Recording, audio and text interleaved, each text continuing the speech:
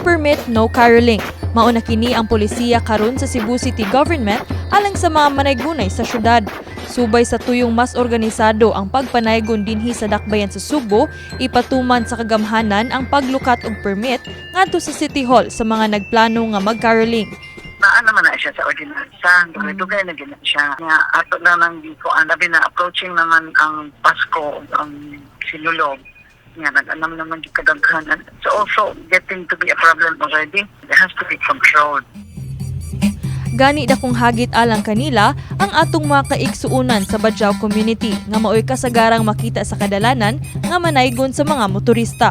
Dili sa gina sila dili na sila matagaan. Klaro man na sila ug asa na sila manaygon. Kana bitang mga bata ka manakay dili na pwede dili na sila gitagaan og permit. Saysay sa Barangay Public Safety Officer sa Barangay Mambaling kung asa namuyo ang Badjao community dinhi sa Subo nga kanunay nila gibadlong ang mga Badjao nga makita nilang manglimos sa dalan. Kung ikuan sa mong kapitan, bawal yun na siya ang kuan. Kanang naimong limos, may pabadlong yun na sa mong kapitan. Labi na ang sagara doon, mga Badjao. Kanang patagaman ba? Amo lang kuan og mga pinakaura sa ay may sambay na mo dire. Kaya ron dinajud mo kuan ba? Para dinajud mo balik. Mong gyapon mo balik ma'am. Si Nanay Rofelia miangkon nga tungod sa kaluoy makahatag yun og sinsiyo ngadto sa mga libod suroy sa kadalanan. Manyanggi ko ngadto sa Tabada. Na may manglingkod anang daplin sa daan. Anak man.